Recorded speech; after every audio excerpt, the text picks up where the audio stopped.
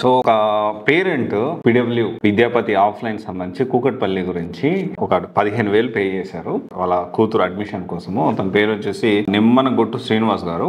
అయితే దానికి సంబంధించి ఇష్యూ ఏంటి అంటే టీచింగ్ స్టైల్ కానీ అండ్ అందరూ కూడా NIT IIT IIIT నుంచే ఫ్యాకల్టీ ఉంటారు, అస్సలు లోకల్ వాళ్ళు ఎవరిని పెట్టమనేసరికి సో ఇది నిజమే అవన్నీ కూడా నమ్మి సో అక్కడ జాయిన్ చేయించారు. సో తర్వాత జాయిన్ అయిన తర్వాత తెలిసింది సో అక్కడ లోకల్ కాలేజెస్ నుంచి వాళ్ళు కూడా ఉన్నారు. సమ్ ఆఫ్ ద టీచర్స్, అందరూ అనట్లేదు, some of the teachers local college నుంచి కూడా ఉన్నారు. సో వాళ్ళు క్లెయిమ్ చేసినట్లేదు. సో ఇదంతా కూడా కొంచెం డిస్క్రిపెన్సీ.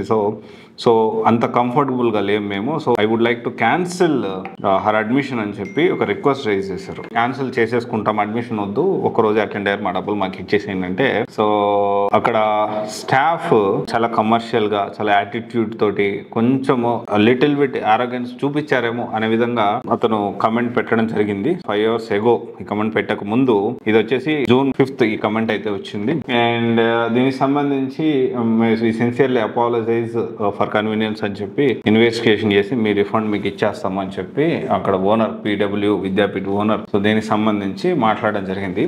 కానీ ఒకటే విషయం, ప్రతి ఒక్క పేరెంట్ ప్రతి ఒక్క స్టూడెంట్ మనం ఇక్కడ అర్థం చేసుకోవాల్సిన విషయం ఏంటంటే రైట్ ఉంది ప్రతి ఒక్కరికి. కన్జ్యూమర్ యాక్ట్ అనేది ఒకటి ఉంది. సో కన్జ్యూమర్ యాక్ట్ 2019 ప్రకారం రిఫండ్ పాలసీ తెలుసుకోవాల్సిన రైట్ ప్రతి ఒక్కరికి ఉంది. అండ్ జాయిన్ అయ్యేటప్పుడు ఆలోచించండి. At the same time so PW Vidyapeeth Kukatpally branches వాళ్ళు సో ఇక్కడ అతను ఇవ్వట్లేదు అంటే మీరు త్వరగా ఇవ్వాలని నేను కూడా అనుకుంటా ఉన్నాం. డెఫినెట్లీ శ్రీనివాస్ గారు ఒకవేళ వాళ్ళు ఇవ్వకపోతే definitely you can approach us, మనం క్వశ్చన్ చేద్దాము. డెఫినెట్లీ వాళ్ళు డబ్బులు ఎలా ఇవ్వరో డెఫినెట్లీ మనం కూడా చూద్దాము. 100% ఇస్తారని అనుకుంటున్నాను నేను. సో దీనివల్ల ఏమవుతుంది, అలక్ పాండే గారు ఉన్నారు, అలక్ పాండే పిడబ్ల్యూ ఫౌండర్. సో అసలు అతని మాటల్లో ఒక ఎఫెక్షన్ తోటి ఎంత ప్రేమతోటి పిల్లలతో మాట్లాడుతూ ఉంటారు. సో ఎంత ఎఫెక్షనేట్ గా చాలా ప్రేమగా మాట్లాడుతూ ఉంటారు. కానీ మీ ప్రతి ఒక్క స్టాఫ్ ను కూడా అంటే ఒక ఫౌండర్ ఒక అతను చూసి డెఫినెట్లీ పిడబ్ల్యూ మీ దగ్గర జాయిన్ అయ్యారు. సో డెఫినెట్లీ దానికి సంబంధించి అది కంటిన్యూ చేయాల్సిన అవసరం మీకు కూడా ఉంది. అండ్ డెఫినెట్లీ ఇది కొంచెం మీరు మీ స్టాఫ్ కి ఫ్రంట్ డెస్క్ ఆఫీస్ కి ప్రతి ఒక్కరికి